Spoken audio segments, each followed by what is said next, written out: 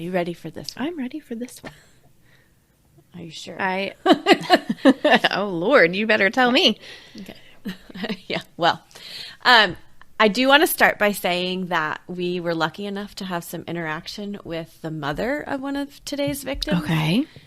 And she was super helpful with correcting some information that I had gotten wrong from news articles and with just additional stuff that did not make it to those news articles or to the general public. That is amazing. So, yes. So, thank you so much, Gail, for helping us out. And we hope that we do this justice for you. Is Gail mom?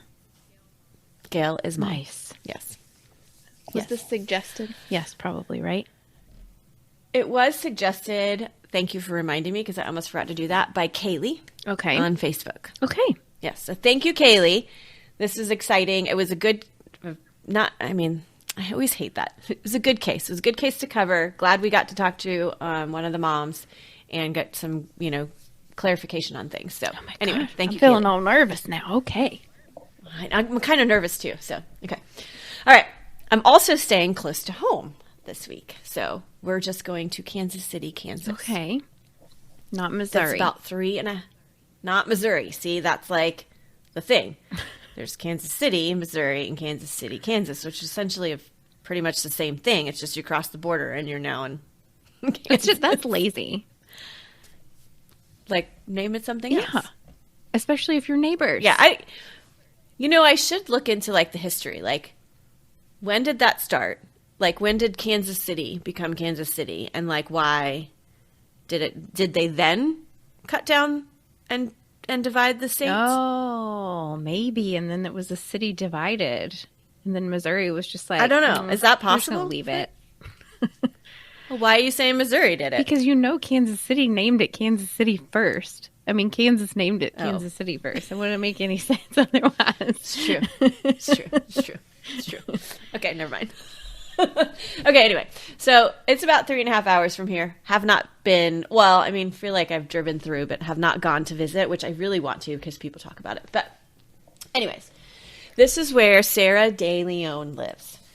She's an 18-year-old who attended Sumner Academy with her best friend Alice, but ultimately graduated from Washington High School in Kansas City. So she went, I don't know how long, but she went for a few years to one high school and then moved over to another. She was the second of 3 children for her parents, and her mom is Gail. So this Gail is Sarah's mom. Okay. That's who we spoke with. Everyone in Sarah's life would describe her as pretty, smart, always smiling, and loves to travel. Some even would say that she's a trendsetter. She did what she wanted, and she didn't care what people thought, and everyone just loved that about her and just wanted to be like her in that aspect. I love that too. Yeah, I want to, because there's definitely times where I'm like, I totally care what people think, and I shouldn't. Yeah. Should be like, no. It's normal. We all do that. Yeah, I know. Her mother said that she never gave her any trouble, and she just never really worried about her. She was just a good, all-around good kid. So, in December of 1989, Sarah had just finished her first semester of community college. She had aspirations of being in the travel industry at some point because of how much she loved to travel. Mm-hmm. She had a boyfriend, Matt Euland, and they had been dating for about 6 months. On December 28th, 1989, Sarah and Matt went out on a date.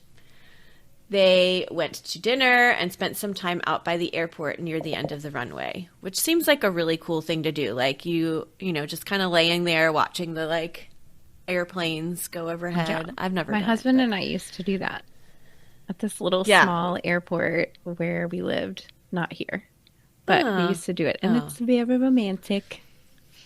Yeah, that's what it seems like. There's a small airport down here. I feel like that would be fun to go do, sometime. Mm-hmm. Even with your kids. Cool. Yeah. Mm-hmm. Oh, that would be cool. I bet you mine would like that. So around 1:30 a.m., Sarah left Matt's house to head home.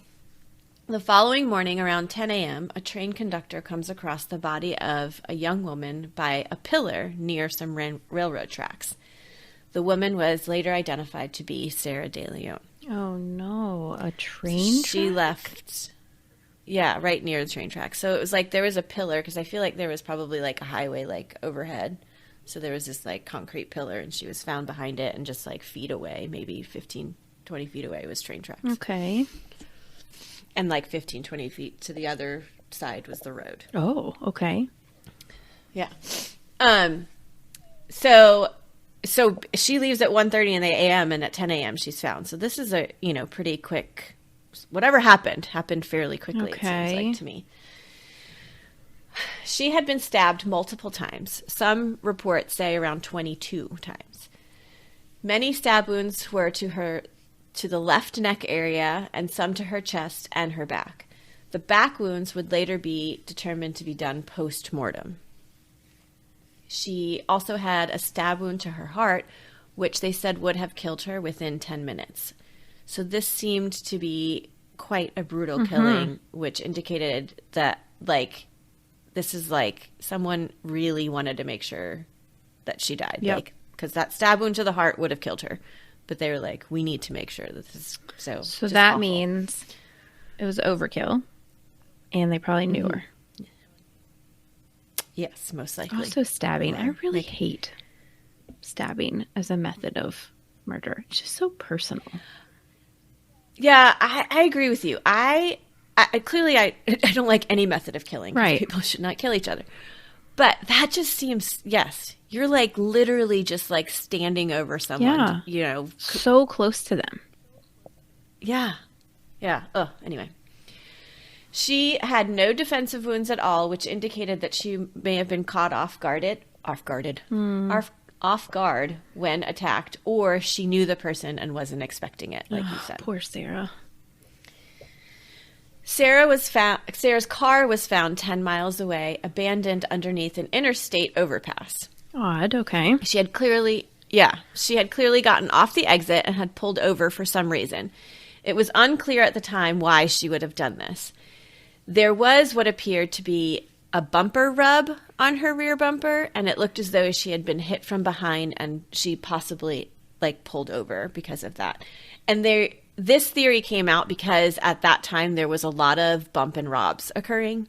So that theory was thrown out at that time because... Well, she wasn't robbed. I mean, she was murdered. It's bump and rob, yes, not bump and murdered. Right. And that was like clearly a different version of things that had been happening. People would just bump them, rob them, and leave. So what happened that caused them to kill her if this is one of those bump and robs? So anyway, so basically, I don't know if everybody knows what a bump and rob is, but you probably do based on what we said, but you hit you from behind, you pull over, and then they rob you and they leave. Sarah was aware this was happening and had been warned about it. Friends and family said that she would have never gotten out of her car unless she knew that the person or was familiar with the person that had pulled her over. But at the same time, the family is also saying, well, we also don't know anybody that she knows that would want to kill her or hurt her in any way. So it's just a very crazy scenario in general. There was no blood inside or near her car, which is strange. And if this was a bump and rob, they left a perfectly good car sitting there. Right. If they wanted, yeah. Also, as we said, it was rare for them to end in murder. So, and here's a little bit of information that I didn't know based on articles Gail told us, is that her purse, her eyeglasses, and one shoe were missing and never found. So that's a little... Huh. Go ahead. Well, so she was either taken from her car and put in another car and then killed and then put by the train tracks, or somebody put her car there after the fact. Right. Those are two very good scenarios. I don't know for sure, but I want to say maybe she was supposed to get off of that exit, but I don't know that for sure. Okay. So anyway, but yes, very two good theories. Okay.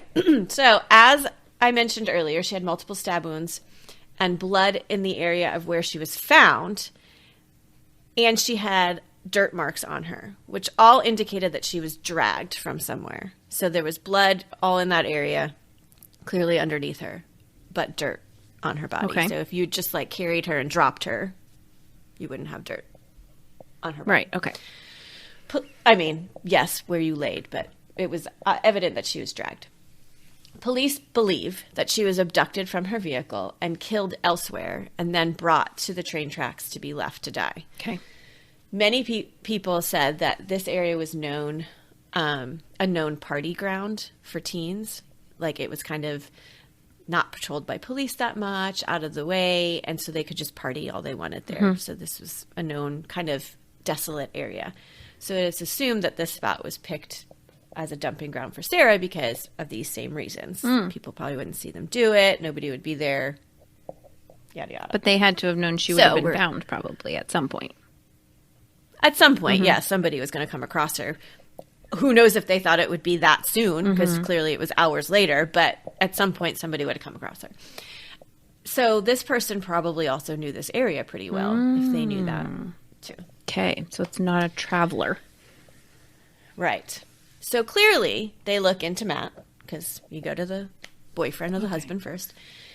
But he had no real motive, and I believe has his parents as witnesses that he was home during the hours that this occurred. Like, she left and he was home. So he's cleared pretty quickly. And they were at dinner together. They went to dinner. They did by the airport. Right. They just hung out. So there was no indication that they had any issues. But he was the last person to see her, right? Okay. Right, exactly. Yes. She left his house at 1:30 in the morning, and then she was found at 10 a.m. So 8.5 hours later. They interview people and find that there is someone that they do need to question. This person's name is Carolyn Kuhn. Carolyn. That's my mom's name. I know it is. Uh-oh, I'm not going to like this, her Carolyn. Last name isn't Kuhn. No. Is she a Looney Coon? Oh, yeah, somewhat. She was around the same age and had dated Matt prior to Sarah dating him. Oh, no. Yeah. She was somewhat jealous of the two and had apparently made that clear to Sarah at some point. Matt says that neither Carol nor Sarah had mentioned the other to him, so he didn't know that this was happening. Like, Sarah didn't say, hey, your ex-girlfriend's harassing me, and Carolyn wasn't mentioning Sarah, so he didn't know any of it was going on, according to Matt. Someone had come forward saying that Carol had asked them to roofie Sarah's drink at a party so that she could cut her pretty hair off. Ew. Yeah. How strange is that? Like, that's creepy. Yeah.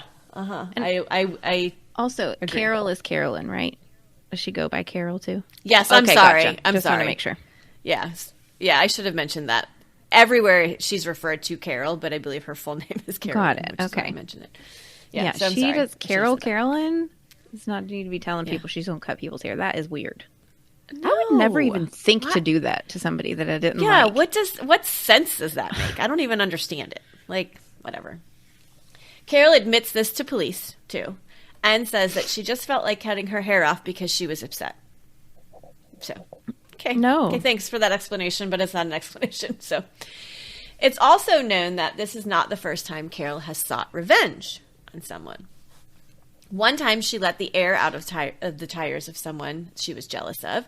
And another time she was interested in someone else's boyfriend. And so she tricked that girl into coming to a party that really wasn't a party and lured her to a motel. And then there was no one there. And when they got there, her friend who was helping her just assumed, we just lured her to an empty hotel room and we're, just going to leave. Haha, you thought your boyfriend was at a party. They're not. Like, stupid prank. But then she asked her friend to help her or to put gloves on. And her friend's like, why do we need gloves? Like, what are we going to do to this person? So at that point she was like, yeah, I think I'm done with this and I'm not going to be a part of that. So she leaves and nothing happens to the girl, but except being lured to an empty hotel room. Thank goodness. But it's weird. Right, I know. So clearly I think she was probably either going to beat her up and just didn't want to leave behind evidence or something. Or cut her hair. Carol. Or cut her hair. Carol. She does seem like the vengeful type to me. Yeah. But and also it's not enough. Dark and weird. Yes. Which for me does but lead to me thinking that she may have murdered someone, but really, is all of that enough to say, she'll kill someone because she wants to cut someone's hair and lures somebody to a hotel room? I don't know. She does seem a little sus, as the kids And would a say. little bit dangerous. Yeah. So anyway, due to lack of evidence and suspects, this case goes cold. Sarah's case. I know, so sad. So now I'm going to fast forward just a little bit, a few years, and go across the river to Independence, Missouri. I thought you were going to say we're Kansas City.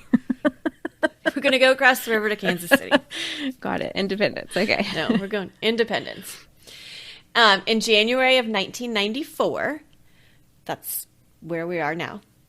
Independence is about 13 miles from Kansas City, so we're not too far. This is where we'll meet Diana Ault. Okay.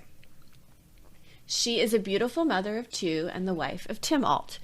She graduated from the University of Missouri with a business degree and had gotten her paralegal certification. She was working as a paralegal at the time, and Tim was working for the post office. Okay.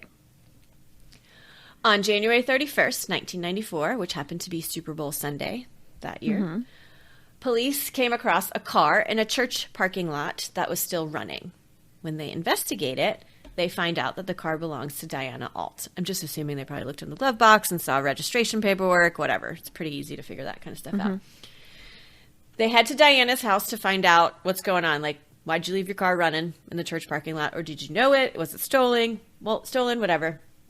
Go over there, and they come across a 4-year-old boy feeding his 8-month-old baby sister a bottle while their mother lies shot to death in their kitchen. What? And oh no. Yes. What? 4 years old. No.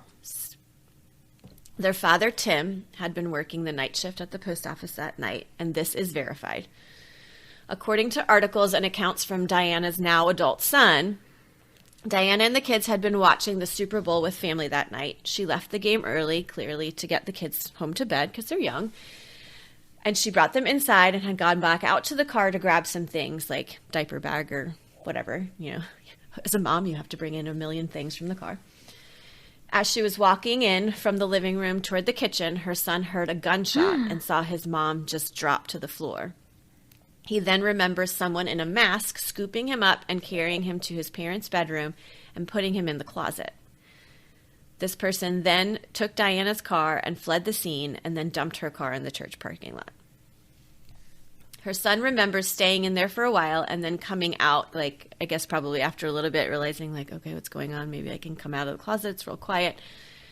He remembers coming across his sister crawling towards their mother, and he stops her and scoops her up. He doesn't remember getting a bottle for her and taking care of her, but he is just told that's what he did that's what he was doing when someone came and found them. Poor baby. Both of them. I know. But him especially Yes. with like that memory. Oh my. And he helped his sister. I know. Oh. So sweet. So when police questioned him, because clearly we go to the husband, it is clear that he was at work and he had an alibi. He stated that they had a great marriage and he didn't know who would want to kill Diana.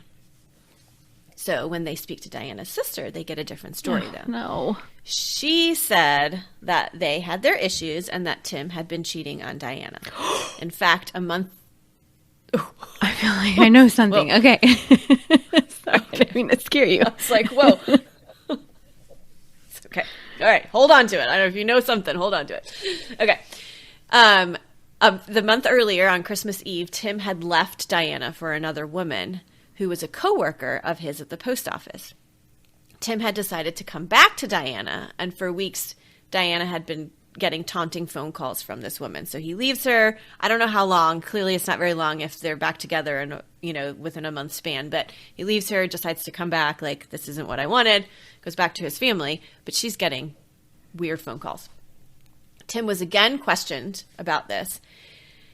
But again, he has an alibi and didn't seem like he wanted his wife dead. And the other woman was also questioned, too, but she said she was over 100 miles away at the time of the murder. So, y'all, you may want to hold on to your pants here, because maybe I'm about to tell you what you're thinking. Or maybe you want to say what you're thinking. The other woman is Carolyn, Crazy Coon, Looney Coon, Carol Coon. It is, yes, in fact, No the mistress way. was Carol Coon. Why does she like these men so much? I don't know. It seems like she goes for people. I mean, I don't know if she went for Matt initially in Sarah's case or if they had dated first. I don't know, whatever. But she did have a history of like wanting other people's men in other cases. But enough and so, to harass women and even I know. hurt them? Like, right. he ain't worth it. I know. I mean, I'm not saying these are bad no one men. is. I'm sure they're great men, but like, they're not worth it. They're not worth people's lives or their mental health. Sure. Like, you're harassing them. Yeah, exactly. So, Carol had a good friend named Jamie from high school who, at the time of Sarah's murder, she had asked Carol, "Did you do this to Sarah?" Oh, my. And Carol denied it. But the fact that she, like, needed to ask her that is very telling. Like, there is zero chance that I would have a reason to ask you. Like, if your ex-boyfriend's new girlfriend was found murdered, I would never be like, "Beth, did you do that?" I mean, as a joke, you like, might there just do wouldn't that, be a reason. But... Yeah, but not for real. No. Thinking like, "Oh, you went after her, didn't you?" That's Because knowing you as a person, I would not, it wouldn't even enter my mind. So clearly, she has a reason to. Jamie got a vibe. Yes. So Jamie, who was interviewed for a Dateline episode years ago, but this Dateline episode has been taken down since, which we find every now and then, and clearly there's reasons for that, but I don't know. I did find it randomly on a website, so I got to watch it. Wasn't the greatest, like, version of it. I mean, it was kind of whatever, pixelated, but I found it. In the interview, she states that the night before Diana is killed, Carol asked Jamie to call Diana and tell her that Tim was with her that night, insinuating that he was still having affairs. Like, call Diana, let her know that her husband's with you. Okay. That's weird. So she thinks that he's still... It is weird. And just mean. Just downright mean. So Jamie does this for Carol. Probably not the best decision that Jamie could have made, but she did. After Diana's murder, Carol spoke to Jamie and said, "She's dead. And don't tell police about the phone call that I asked you to make, because it would just look bad." Yes, it does. Well, duh. It looks really bad. It does look bad. Jamie said she told police about this right away and that she was suspicious of Carol for this and also Sarah's murder years ago. So she tells the police that. Okay, good. So they tapped Jamie's phone and put a wire on her and wanted her to try and get, clearly, Carol to talk about this on the phone. They also tapped Tim's phone as well, but this ultimately led to nothing because they feel like maybe she knew they were fishing for stuff and was just being smart about it. So, unfortunately, as Sarah's case, Diana's case also goes cold. No. Yes, terrible. Let's fast forward. In January of 2014, Oh, so what's gosh. that, 20 years from Diana's death, a man named Jeff Cheek had the news on, and there was a memorial being held for both Sarah and Diana, which was being held by Sarah's brother Matt and Diana's son Josh. Wait, together? A little boy. Yeah, they were holding Oh. a memorial together because at some point they, like, these two families get together and realize like these cases are connected in some way, and we need to get justice together. So they kind of join forces. Only thing that connects them is Carol. So they knew. Okay. But- oh gosh. Okay. But well, I mean, Jamie went to police, Right. and clearly Carol's being questioned and stuff. So And they they're really now couldn't like, find well, anything on her. She didn't own a gun. There was never a knife found, and Sarah's like nothing connecting her. Wow. nothing. So Jeff Cheeks, this guy, stops to pay attention and could not believe that this was still unsolved. He had been one of the first officers on the scene when they found Sarah. Mm-hmm. He had recognized her because they had gone to the same high school together. He has since left the police force and decided he wanted to contact the family and offer his services as a private investigator to keep looking into Sarah's case. I love that. I love it when they do that. I know. These old retired cops. Love it. Right. And you know what? I don't actually think that he was even that old. Like, I think he's just left. I don't know if he retired. I think he just left the police force. But I could be wrong on that too. So anyway. So he started checking into it and interviewing people again. And he took all the interview notes and the idea and also brought an idea to do DNA testing to the police, because clearly at the time they weren't really doing that. So, but let's do it now. But the police basically do nothing for years with everything that he brings to them. I don't know, because they're the police and they feel like they can just make that decision and ignore people. I don't know.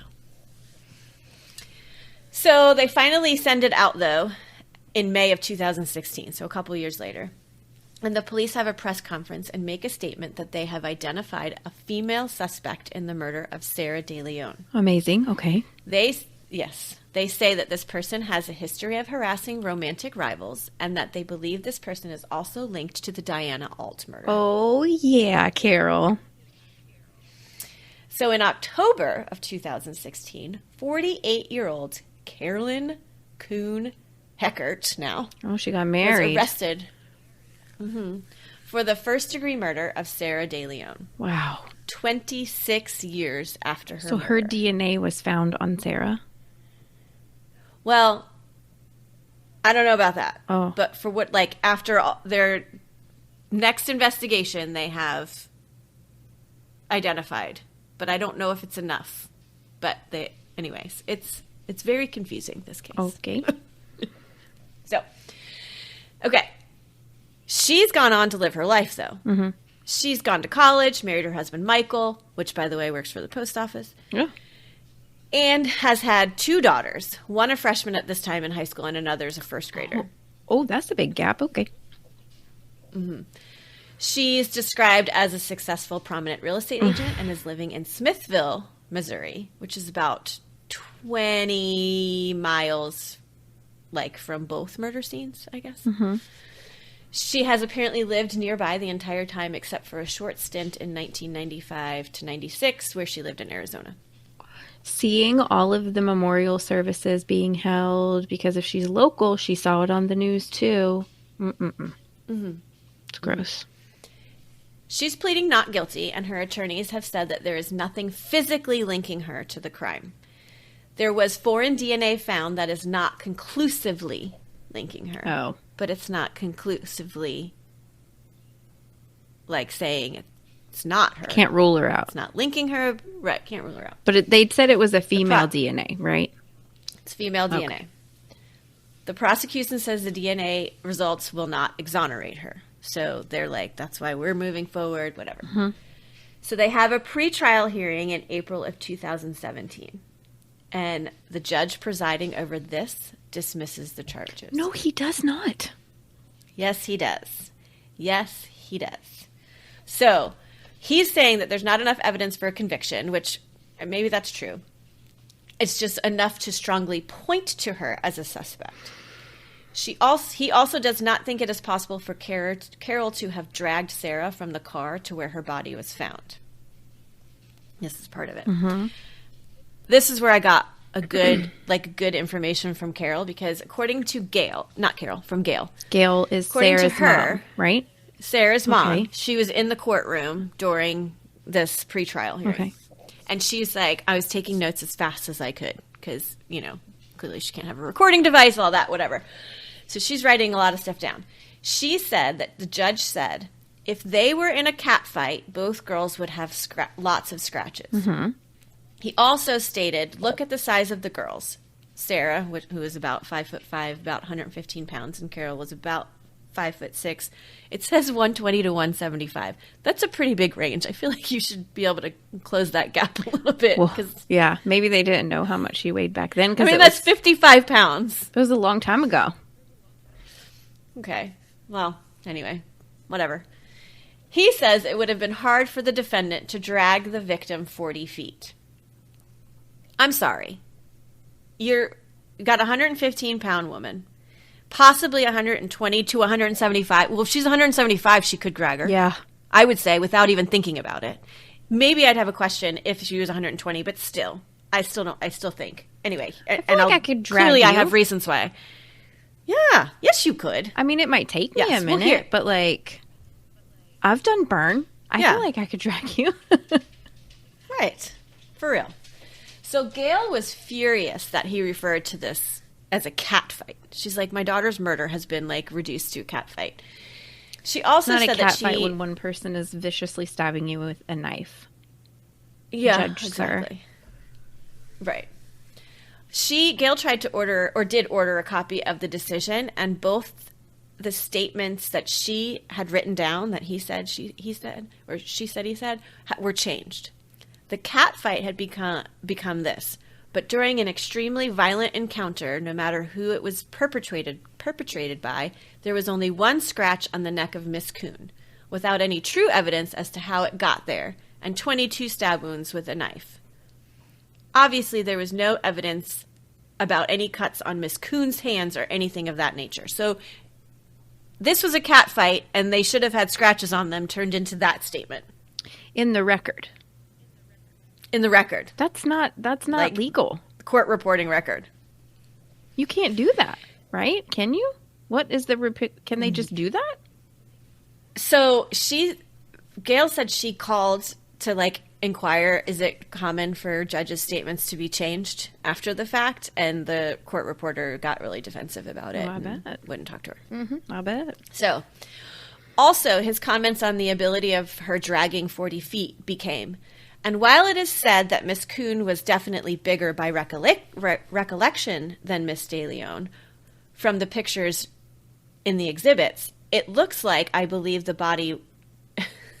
His statements are it doesn't seem like I can read this properly. I believe the body was drugged. It looked to me about 25 to 35 or 40 feet, something of that nature. That may have been hard for a woman of Miss Kuhn's size to do. So it may have been anyway, hard. It may have been hard. But it's not impossible. Yes. Exactly. Okay.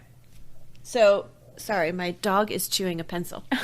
Can you hear that? That's not allowed. Bad dog. Bad dog, okay. Bad judge. All right. Yes. Thank you.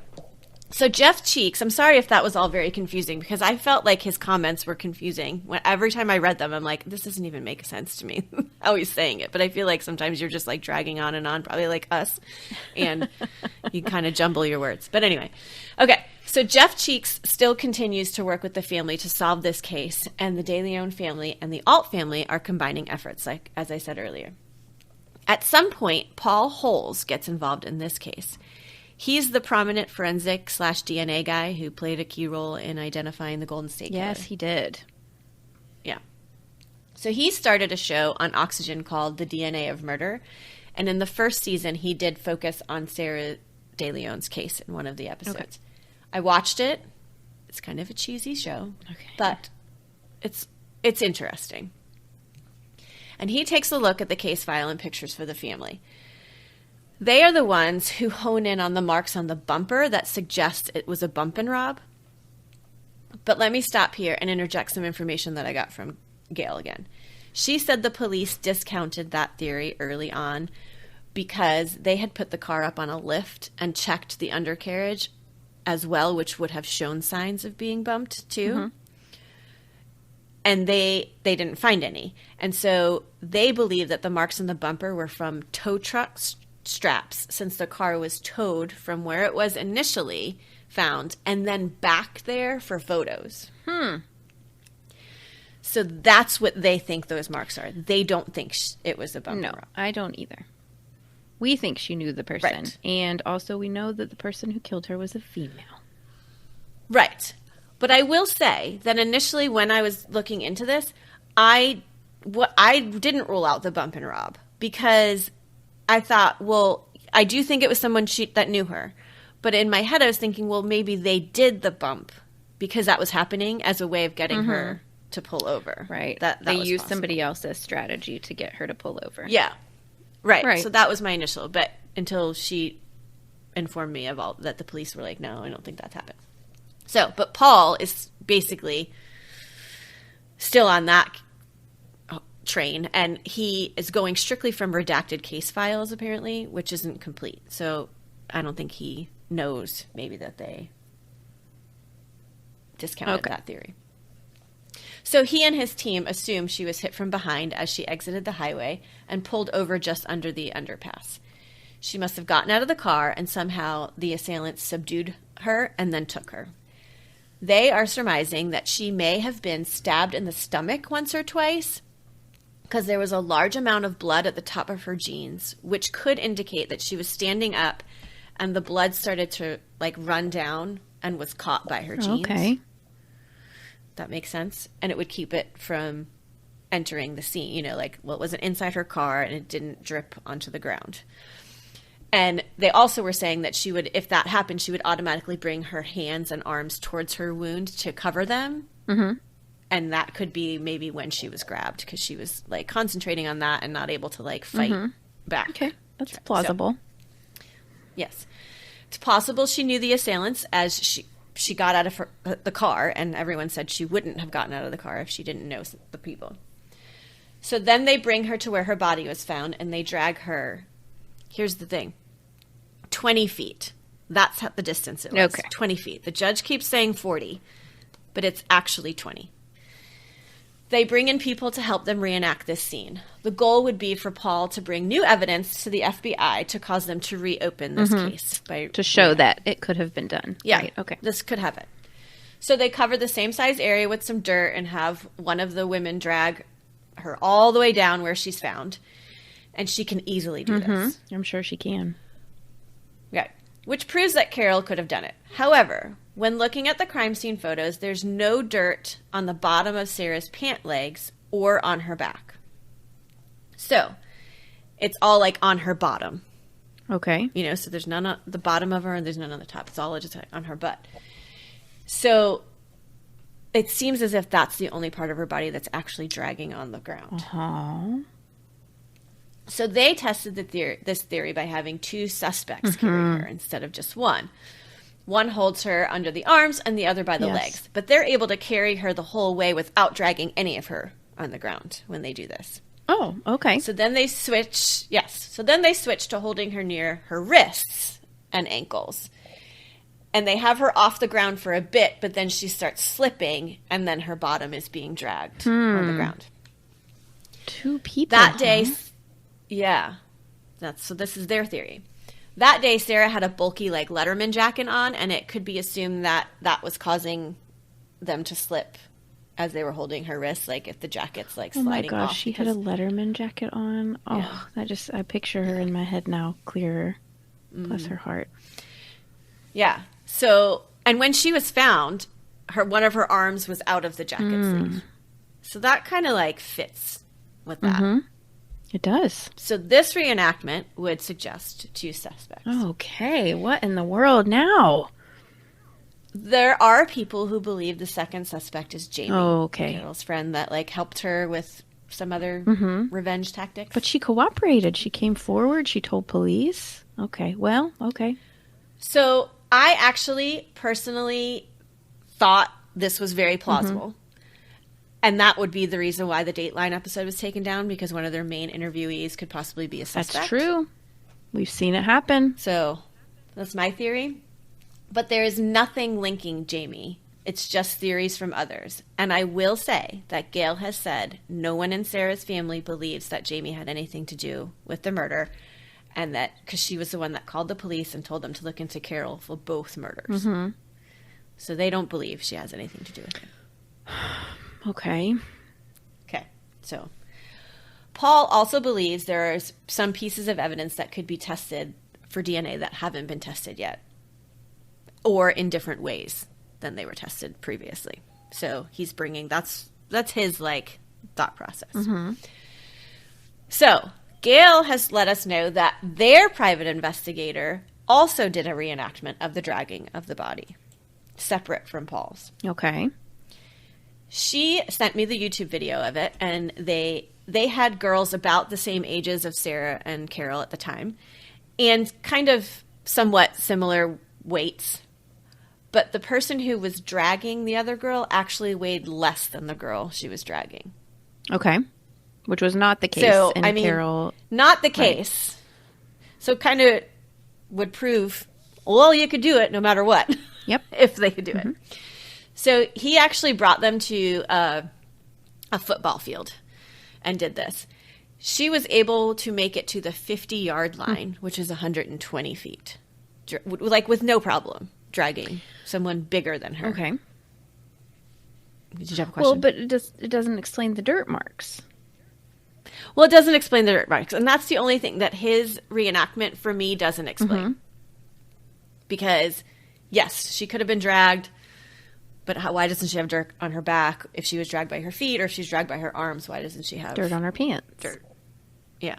So that's the only thing. That's my only issue with this reenactment is it doesn't explain if that's the case. If the dirt was only on her bottom, then how did that happen? So, but he's proving that somebody could be dragged much further than the 20 feet. So he's proving the judge's comments wrong. And also, it was mentioned that this girl didn't even have adrenaline running. You know, she's just trying to drag a girl, whereas Carol or whoever probably had adrenaline running through her body and would have been much stronger at that moment. They also showed that after she dragged her, they like reenacted because the dirt was kind of like in a circular pattern where the body was found, so it seemed as if it was like being, you know, dragged in a circle, like somehow for some reason in a circle. I don't know why, but it was just the way the dirt had been moved. Okay. So they even like reenacted her like pulling one arm for whatever reason. I don't know, maybe to get her in a different position. I don't know. I don't know why it would have been, and so they dragged her in a circle, which would have made that pattern. And it also would have pulled the jacket off of her arm. But I don't know why they would have done it in that way. But anyways, these two reenactments prove that one person could have done it. But again, the dirt has no explanation to me. So It's also weird that the dirt was in a circle. I don't know what that's about. In Paul's reenactment, I feel like they were, when they were trying to pick her up, it was like, oh, we're moving her, and they just kept, like, having to turn around. I don't remember now. Gosh, I can't remember. I think I would. But anyways, it's a strange piece of evidence. Like, why is it that way? Anyways, okay. But, here we go.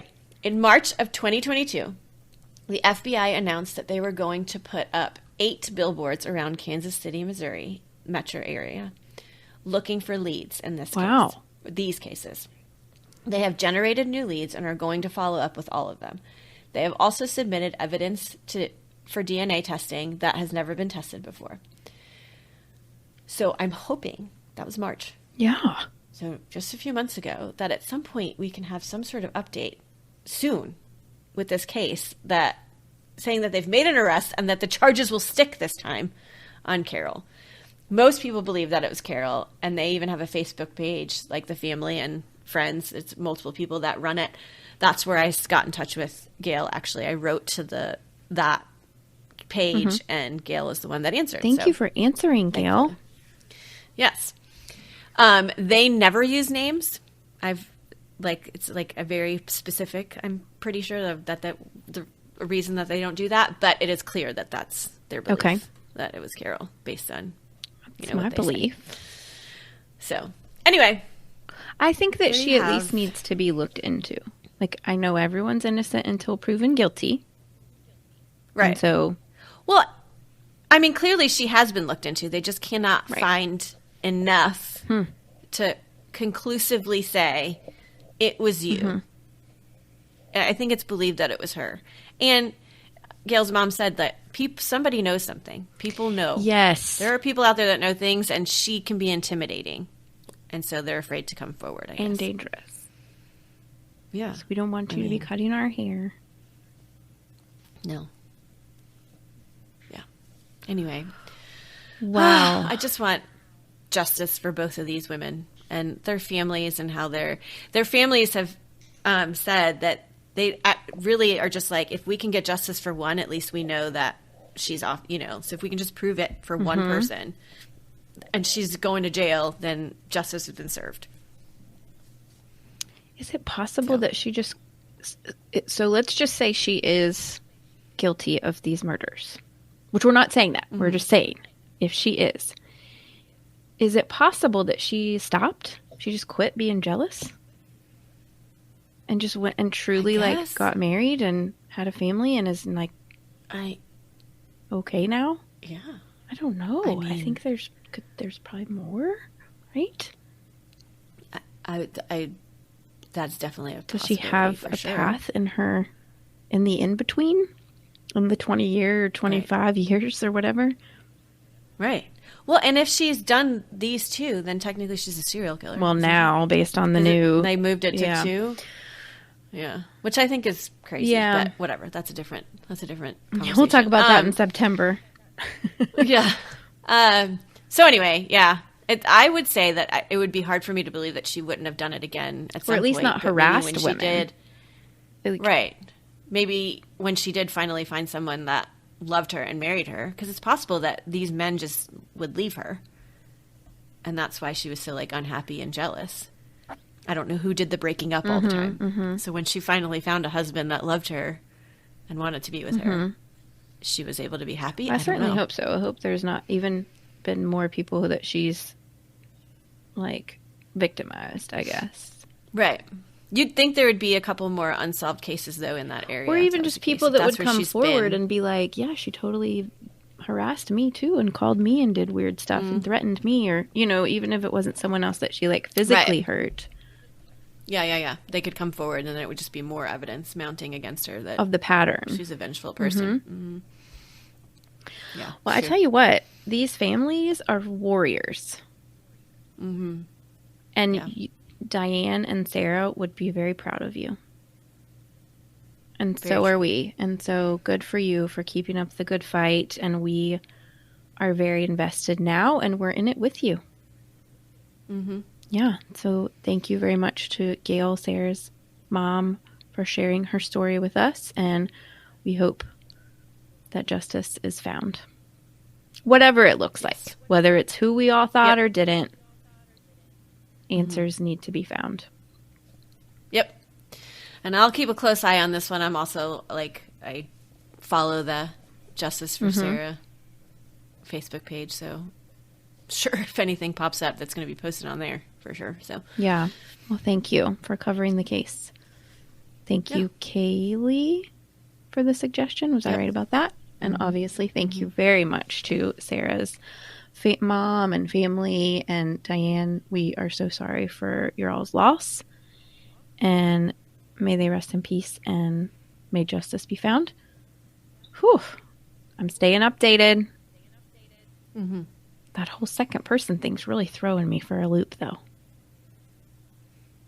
Yes, it is. In Sarah's case. That reenactment throws me for a loop, big time. Just don't know who it would have been. I mean, a lot of things. If you couldn't tell the way I was like jumbling over my sentences, a lot of things throw me for a loop in this. Unsolved cases are so frustrating. Especially when you don't have correct information or full information about stuff. I know. It makes me wonder like how the DNA much is reported wrong all the time. Yeah. Oh, I know. And just, I know most people who listen to us know that, but that's what we're doing. We're looking at news articles. And so, like, if you do know something personally, let us know, and we're totally willing to update. Yes, and we have. Or multiple times in the past. We can only go by what we can find on the internet. And, like, you know, even with this one, like with the DNA, like you said, what DNA? Where did they, what was found? What it was tested? Why can't it conclusively? It just says it's a female, you know, so it's like, I want to know more. And it makes me like so confused that we don't know more. Yeah. Okay. Well, let us know what you guys think. Come find us on all the things, and we appreciate you. And we'll be back next week for another story. And always come find us on social media. That's a lot of the times where you're going to see these updates that we have on cases. Sometimes they're big enough that we talk about, but a lot of times we post articles and updates and pictures. So come find us on those. And Christy will post some beautiful pictures of Sarah and Diane, I bet. So yeah, you can interact with us. You can send us messages. We have email, all the stuff, all the things. We appreciate you. We love you. And always remember, the world is scary. People suck. Hide in your closet.